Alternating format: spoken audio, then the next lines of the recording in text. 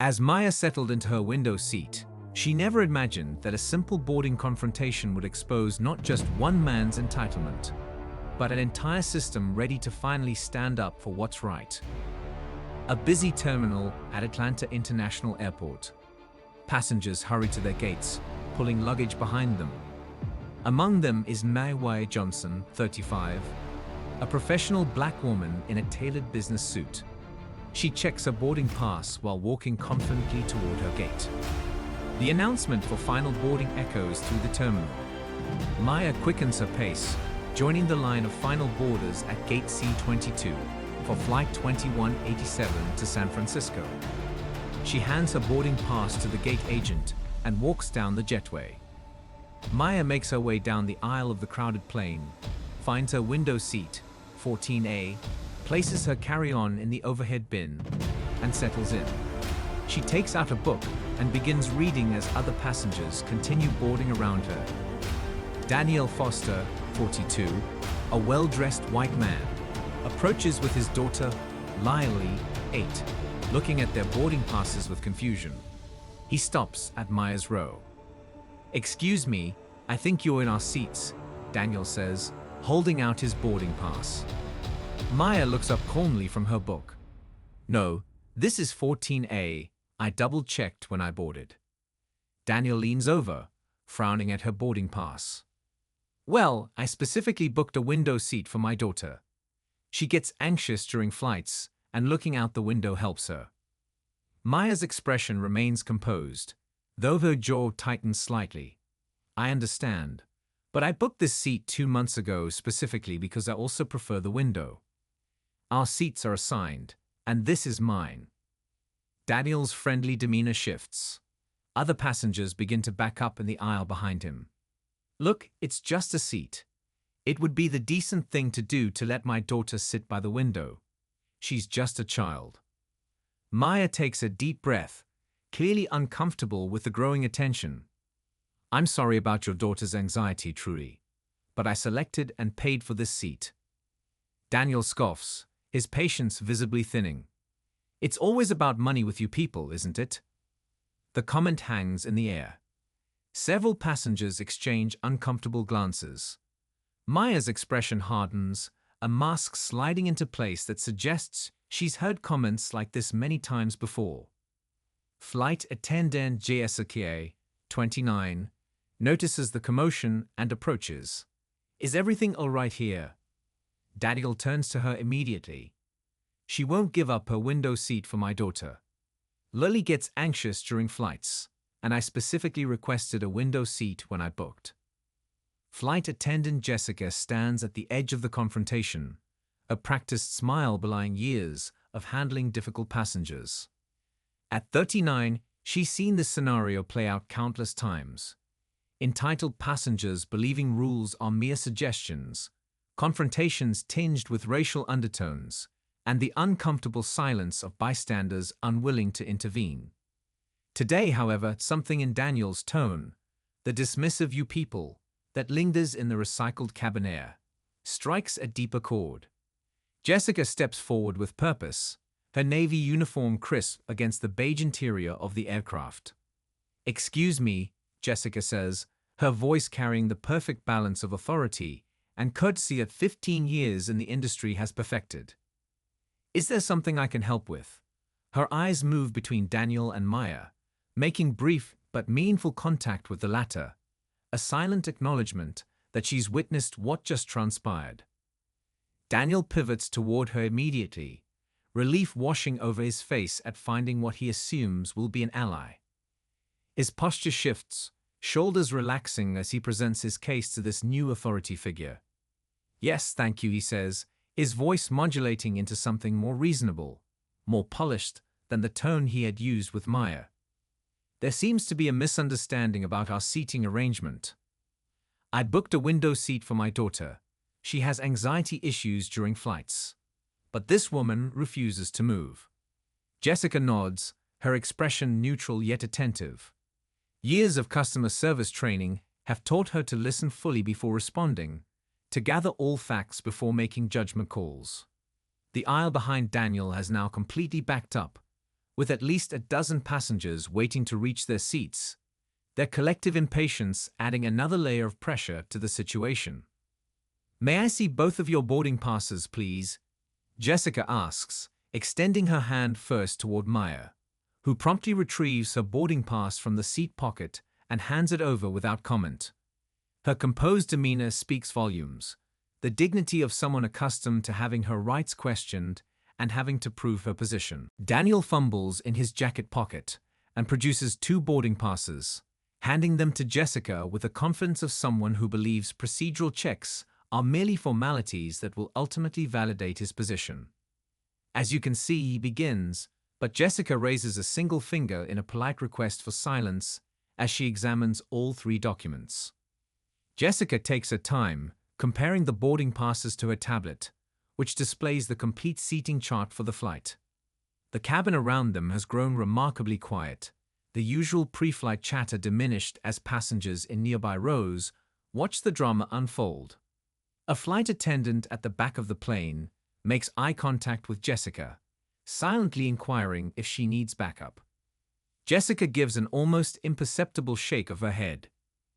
"Sir, I can confirm that Ms. Johnson is in her assigned seat," Jessica states, her voice clear and professional, loud enough for nearby passengers to hear the official verdict. "Your boarding passes show you and your daughter are assigned to 14B and 14C, the middle and aisle seats in this row." Daniel's expression shifts from expectant to confused, then quickly to defensive. The realization that official validation isn't coming creates a visible tension in his jaw. "That must be a mistake," he insists, his voice rising slightly. "I paid extra for a window seat. I specifically remember selecting it during booking." Jessica doesn't immediately respond, instead turning her attention to her tablet. Her fingers move with practiced efficiency as she navigates through the reservation system. The aisle congestion has now reached a critical point, with passengers starting to express audible sighs and murmurs of frustration. A colleague at the front of the plane announces over the intercom that the boarding door will close in 5 minutes, adding another layer of urgency to the situation. "I'm looking at your reservation history, Mr. Foster," Jessica says after a moment, her voice maintaining its professional calm. The tablet screen illuminates her face in the dimly lit cabin as her eyes scan the information displayed there. "You originally requested a window seat, but it appears you changed your reservation 3 weeks ago and opted for our discounted fare instead, which came with these middle and aisle seat assignments." Maya remains silent, her gaze fixed forward, refusing to engage in the spectacle unfolding beside her. Her right hand grips the armrest tightly, the only visible sign of her inattention. Around them, passengers exchange glances, some with sympathy directed toward Maya, others simply impatient for the situation to resolve so the flight can depart. Daniel's face flushes red, a combination of embarrassment and indignation washing over him. Being contradicted with evidence in such a public setting has clearly caught him off guard. "That's ridiculous," he sputters, his voice strained with the effort of maintaining composure. "I would never." "Sir, the reservation records are quite clear," Jessica interrupts, her tone firm, but still professionally courteous. She gestures slightly with the tablet, though she doesn't show him the screen. A subtle power move that maintains her authority in the situation. "Now we need to finish boarding. Please take your assigned seats, or I can help you find alternatives if they're available."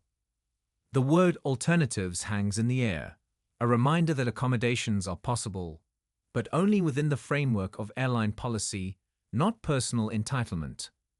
Jessica stands her ground, her posture straight but not confrontational, a physical manifestation of the airline's policies, reasonable but unyielding.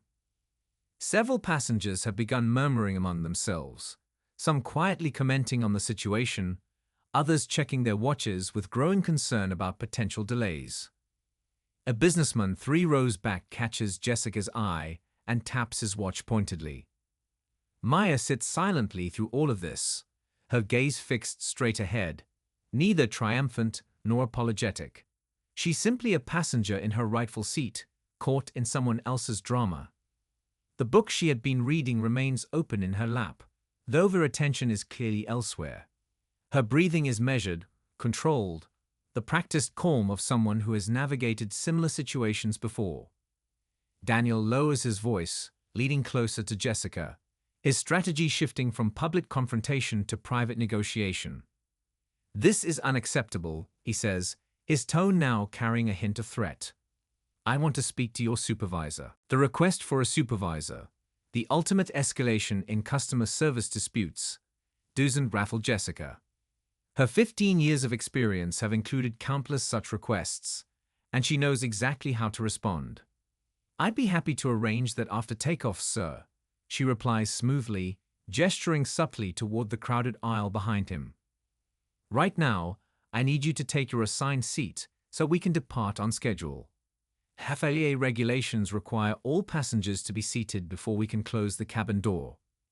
The invocation of federal regulations subtly shifts the dynamic. This is no longer just airline policy but legal requirement. Jessica has effectively communicated that the current impasse is now delaying an entire aircraft and potentially violating federal aviation rules. The cabin's overhead speakers crackle to life. Final call for boarding, Flight 2187 to San Francisco. All passengers must be seated immediately. Flight attendants, prepare for departure. The announcement adds pressure to the situation, and all eyes turn to Daniel. The weight of collective impatience bears down on him as he stands, still blocking the aisle, still preventing dozens of people from reaching their destinations on time. Lily, who has remained quiet throughout the exchange, finally speaks up, tugging at her father's sleeve. "Dad," she whispers, though in the tense silence of the cabin, her voice carries farther than intended. "It's okay. I can sit in the middle." Her small face shows more anxiety about the current confrontation than any fear of flying, her eyes darting nervously between the adults towering above her. The child's intervention accomplishes what Jessica's professional authority couldn't. It pierces through Daniel's indignation. He looks down at his daughter, seeing for the first time how his behavior is affecting her, how this very public stand he's taken has only increased the anxiety he claimed to be addressing. Something in his expression shifts, softens around the edges. Daniel looks back at Maya with a mixture of frustration and embarrassment, then turns to Jessica. "Are there any other window seats available?" he asks, his tone now resigned, seeking compromise rather than victory. Jessica recognizes the shift immediately. This is the turning point in the confrontation. She doesn't rush to respond, taking a moment to tap on her tablet with deliberate movements. This pause serves multiple purposes. It allows Daniel time to fully commit to his concession. It gives the watching passengers a moment to process the resolution, and it reinforces that any accommodation will come through proper channels, not demands. "Let me check," Jessica says, her fingers moving across the screen. The aisle has cleared somewhat now, with some passengers having found alternative routes to their seats, but many still wait, watching this final act unfold before departure. Jessica studies her tablet, the blue light illuminating her focused expression. "We have a few options," she begins carefully. "There's a window seat available in row 29, though it's just one seat. Or we have two seats together, a middle and aisle, in row 17, if you'd prefer to keep you and your daughter together." Daniel weighs these options, his earlier certainty now completely deflated. He glances at Maya, who still hasn't acknowledged him directly, then at his daughter, whose small hand remains clasped in his. He begins, but is interrupted by an unexpected voice. "I can move," offers an elderly gentleman seated across the aisle in row 15. He's been watching the exchange with interest, his weathered face kind beneath salt and pepper hair. "I have an aisle seat in row 20. The young lady can have it if she wants." This unexpected intervention, a bystander offering his own comfort for the sake of peace, shifts the atmosphere in the cabin. Several other passengers begin offering their seats, creating a moment of communal problem-solving that stands in stark contrast to the earlier confrontation. Jessica raises her hand slightly, reclaiming control of the situation. "Thank you all for your offers," she says, addressing the cabin at large before returning her attention to Daniel and Lily. "Mr. Foster, what would you prefer to do? We need to make a decision now so we can prepare for takeoff." Daniel looks at his daughter, then at the various passengers who have offered their seats, and finally at Maya, who has maintained her dignified silence throughout. Something in his expression suggests an internal reckoning, a recognition of something beyond the immediate seating dispute. "We'll take our assigned seats," he says finally, his voice quiet but clear. "Thank you for your help." Jessica nods, satisfaction briefly crossing her features before she returns to her professional demeanor. "Thank you, Mr. Foster. Please be seated so we can prepare for departure." She turns to the waiting passengers. "Thank you all for your patience." As Daniel and Lily settle into their assigned seats, middle and idle, Jessica leans down slightly toward Maya, speaking in a voice meant only for her. "Ms. Johnson, I apologize for the inconvenience. Can I bring you anything once we're airborne?" Maya looks up at Jessica, genuine appreciation in her eyes. "No, thank you," she says simply. "You've done enough." Jessica straightens, addressing the 3 passengers as a group now. "I'll be back to check on you after takeoff. Please let me know if you need anything." As Jessica moves away to assist with final preparations, the captain's voice comes over the intercom, announcing their imminent departure. The cabin settles into the routine of pre-flight safety demonstrations, but the energy has shifted. Throughout the aircraft, passengers who witnessed the confrontation exchange looks, some nodding in approval at Jessica's handling of the situation, others simply relieved that the delay has been resolved. In row 14, Maya finally returns to her book, turning a page with deliberate calm. Beside her, Daniel fastens his seatbelt, his earlier entitlement replaced by a quiet contemplation. And as the aircraft begins to taxi, Jessica watches from her jump seat, knowing that in the small, confined society of this airplane cabin, a boundary was drawn, a principle upheld. It wasn't just about a seat assignment. It was about dignity, respect, and the sometimes uncomfortable process of holding people accountable for their assumptions and entitlements.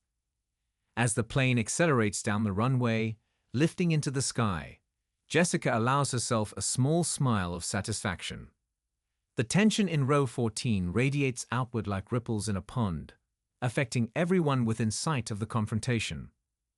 Several passengers have begun murmuring among themselves, some with disapproving glances toward Daniel, others with sympathetic looks toward Maya, who sits with practiced dignity beside the window.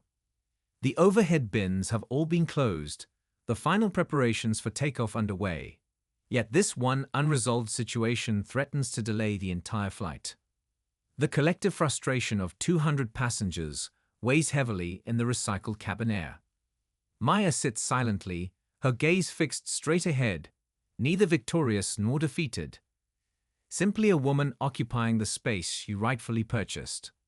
Her right hand rests on her book, fingers curved around its spine, while her left remains loosely curled in her lap. To the casual observer, she appears calm, but the slight tension in her shoulders betrays the emotional toll of the confrontation. This isn't her first experience with such encounters, and the familiar weight of being forced to defend her right to exist in a space settles around her like an unwelcome shawl. Daniel stands awkwardly in the aisle, trapped between his wounded pride and the growing reality that he has no ground to stand on.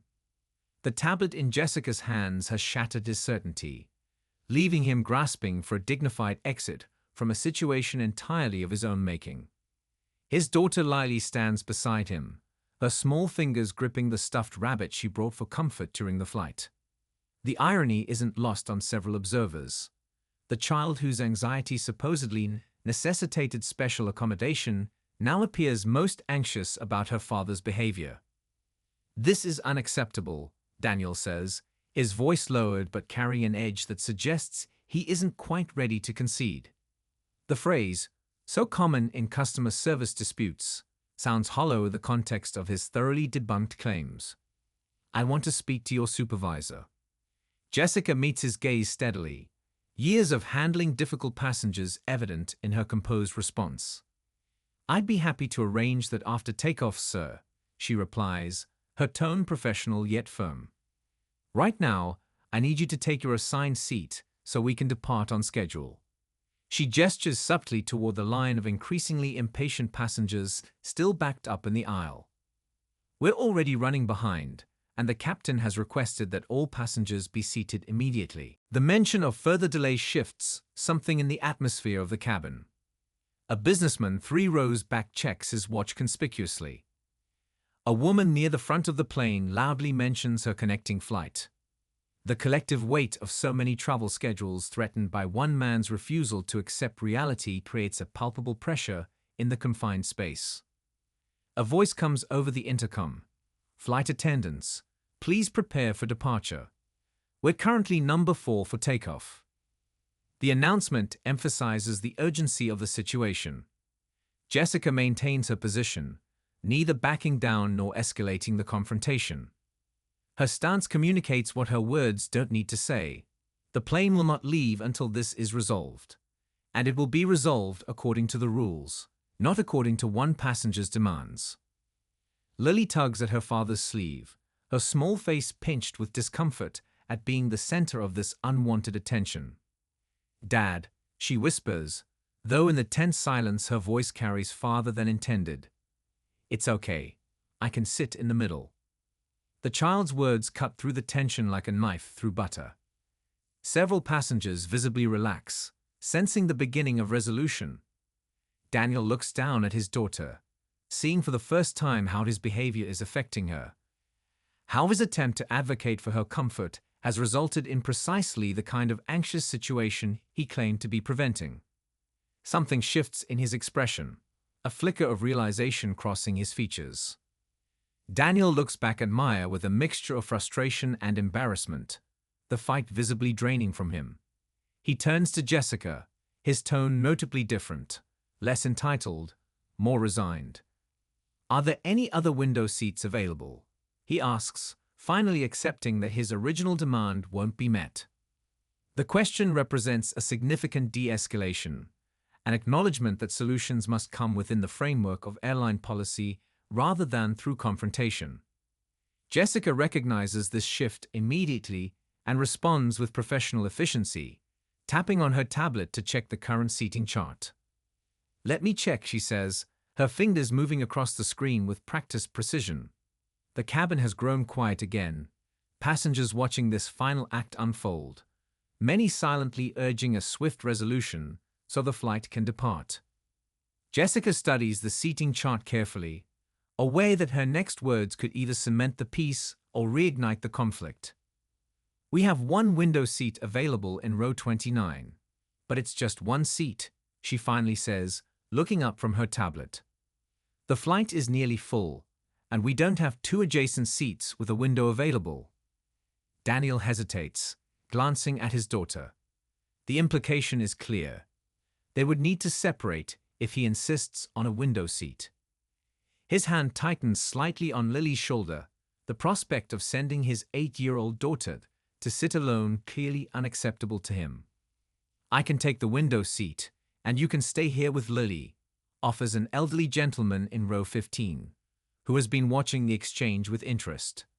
He's in his 70s, silver-haired, and dressed in a cardigan despite the June heat, suggesting a perpetual chill that comes with age. I don't mind moving. My connection in San Francisco has a 3-hour layover anyway. This unexpected intervention, a complete stranger offering his own comfort for the sake of peace, shifts the atmosphere in the cabin dramatically. It's a reminder of the small kindnesses that can diffuse tense situations, the way humans can rise above self-interest in moments of communal tension.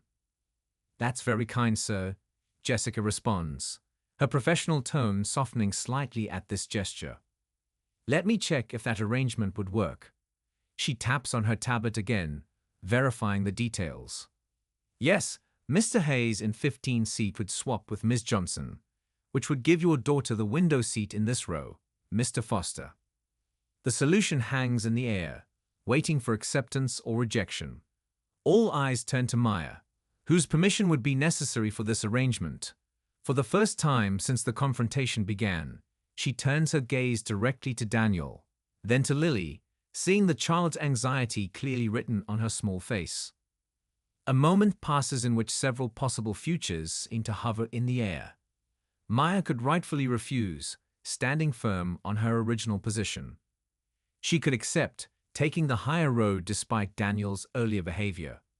The choice is entirely hers, and everyone in the vicinity knows it. Maya closes her book slowly, a deliberate action that draws all attention. Actually, she says, her voice clear and measured, breaking her long silence with careful dignity, I'd prefer to stay in my assigned seat. She makes direct eye contact with Daniel as she continues. But thank you for the offer, sir, she adds, nodding toward Mr. Hayes. A ripple of reaction passes through the watching passengers, some with surprise, others with what appears to be admiration for her standing her ground. Daniel's face flushes again, but before he can respond, Lily speaks up once more. Really, Dad, it's okay, she says, tugging at his sleeve with more insistence. I'll be fine in the middle. I brought my book and my rabbit. She holds up the stuffed animal as evidence, its floppy ears dangling from her small grip. And you'll be right next to me. The innocence of the child's acceptance, her easy adaptation to circumstances compared to her father's rigid expectations, creates a poignant contrast that isn't lost on the observers. Daniel looks down at his daughter, then around at the watchful eyes of fellow passengers, and something in his posture finally surrenders completely. All right, he says quietly, the fight entirely gone from his voice. We'll take our assigned seats. He guides Lily into the middle seat, then takes the aisle seat himself, avoiding eye contact with Maya as he fastens his seatbelt. Jessica nods, satisfaction briefly crossing her features before she returns to her professional demeanor. Thank you for your cooperation, Mr. Foster. And thank you for your kind offer, Mr. Hayes. She turns to the passengers still waiting in the aisle. You may continue to your seats now. We'll be taking off shortly. As the remaining passengers file past, the atmosphere in the cabin gradually returns to the normal pre-flight bustle. Flight attendants move through the aisles, checking seatbelts and ensuring overhead bins are secure. The confrontation in row 14 becomes yesterday's news as passengers turn their attention to their own comfort and the journey ahead. Jessica makes one final pass by row 14, pausing briefly beside Maya. Ms. Johnson, she says in a low voice, meant only for her, I apologize for the inconvenience. If you need anything during the flight, please don't hesitate to let me know. Maya looks up, genuine appreciation in her eyes for this small but significant acknowledgement. Thank you, she says simply, the two words carrying the weight of recognition for what Jessica has done, not just enforcing airline policy, but standing up for something more fundamental. As Jessica moves away to take her jump seat for takeoff, the captain's voice comes over the intercom announcing their imminent departure. The engines rumble to life, their vibration traveling through the floor of the cabin, a physical reminder that despite the momentary drama, the journey continues forward. In row 14, an uncomfortable silence reigns. Maya returns to her book, though her focus remains elsewhere. Daniel stares straight ahead, his earlier entitlement replaced by a quiet embarrassment. Between them, Lily opens her own book, seemingly oblivious to the lingering tension, the resilience of childhood, allowing her to move on more quickly than the adults around her. As the aircraft taxis toward the runway, Maya glances out the window at the sprawling airport, watching ground crew in their fluorescent vests direct other planes with practiced signals. There's something soothing about the ordered chaos of an airport, the way thousands of individual journeys intersect and diverge according to carefully orchestrated systems. Rules that apply equally to everyone, regardless of who they are or what they believe they deserve. The plane pauses at the threshold of the runway, engines idling as they await clearance for takeoff. In this moment of suspended animation, Daniel clears his throat softly, drawing Maya's attention despite herself. "I'm sorry," he says, his voice low enough that only she can hear it over the engine noise. "What I said was inappropriate. My frustration is no excuse." The apology hangs in the air between them, unexpected and undemanded. Maya studies his face for a long moment, searching for sincerity or merely expedience. What she sees must satisfy her, because she nods slowly. "Thank you for saying that," she finally responds, her voice neither warm nor cold, simply acknowledging. It means something. The exchange is brief but significant, a small moment of accountability in a world where such moments are rare. Neither of them smiles, neither pretends that the apology erases what came before, but something has shifted subtly between them. The tension in row 14 eases, not into friendship, but into a more bearable coexistence for the 3-hour flight ahead. The aircraft begins its acceleration down the runway, pressing all passengers back into their seats with the familiar force of takeoff. As the ground falls away beneath them, the city of Atlanta shrinking into a patchwork of buildings and roads, Maya feels a weight lifting that has nothing to do with the physics of flight. Being right, having her rightness officially validated, is a rare enough experience to savor. The plane levels off at cruising altitude, the seatbelt sign dings off, and the cabin settles into the rhythm of a domestic flight. Flight attendants begin the beverage service, moving methodically from front to back with their carts. Jessica makes a point of reaching row 14 quickly, serving Maya first with a warm smile. "Coffee, tea, or water?" she asks, though her expression communicates something beyond the simple question. A continued acknowledgement of Maya's experience, a small solidarity in a situation where many would have looked away. "Water, please," Maya responds, returning the smile with genuine warmth. As the flight progresses, the initial confrontation fades into the background, becoming just another story in the anthology of travel experiences. Passengers around them engage in their own routines, some sleeping, others working on laptops, many staring mindlessly at the small screens embedded in the seats before them. When the plane begins its descent into San Francisco 3 hours later, the dynamic in row 14 has settled into something approaching normal.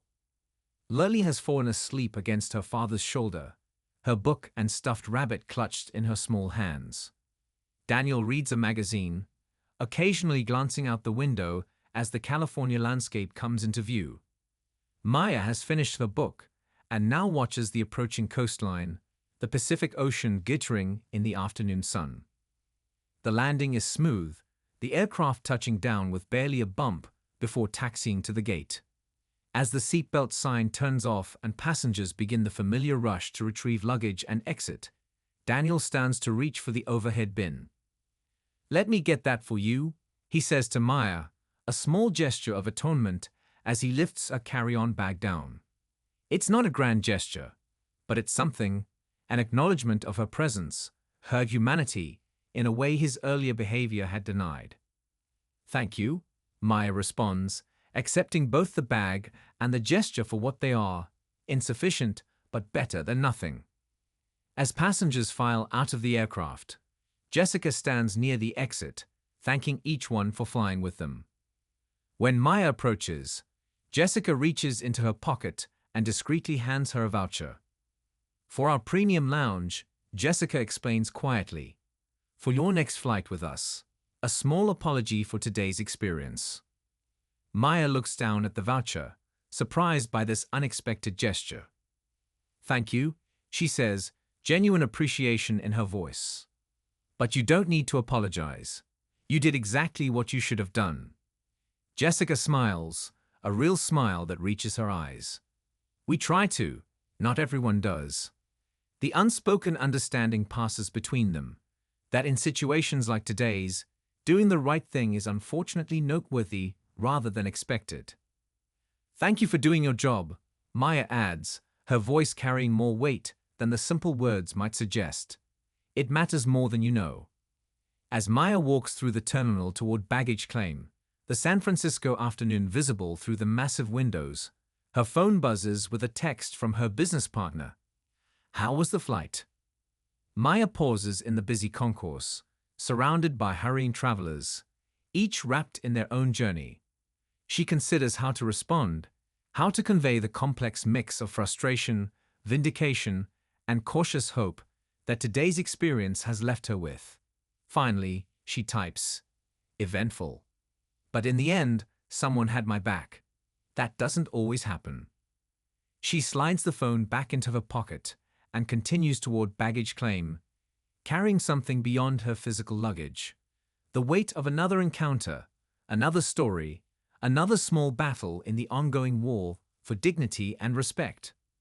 But also carrying the lightness that comes with having been seen, having been validated, having had someone stand beside her rather than look away. In the grand scheme of things, a disputed airplane seat means little. But in the microcosm of Flight 2187, something important happened. A boundary was drawn, a principle upheld. As Maya exits the terminal into the bright California sunshine, she allows herself to hope that perhaps, encounter by encounter, the world might be changing after all. As the plane takes off, Maya stares out the window, still processing the encounter. Daniel sits in the middle seat beside her, with Lily in the aisle seat, an uncomfortable silence between them. Halfway through the flight, Jessica approaches their row with beverage service. She makes a point of serving Maya first, with a warm smile. "I'm sorry," Daniel says suddenly, his voice low enough that only Maya can hear. "What I said was inappropriate. My frustration is no excuse." Maya looks at him for a long moment. "Thank you for saying that," she finally responds. "It means something." When the plane lands in San Francisco, Daniel helps Maya retrieve her carry-on from the overhead bin. As passengers file out, Jessica hands Maya a voucher for the airline's premium lounge. "For your next flight with us," Jessica says. "We appreciate your patience today." Maya smiles, finally relaxing. "Thank you for doing your job. It matters more than you know." As Maya walks through the terminal toward baggage claim, her phone buzzes with a text from her business partner. How was the flight? Maya pauses, considering how to respond. Finally, she types, "Eventful. But in the end, someone had my back. That doesn't always happen."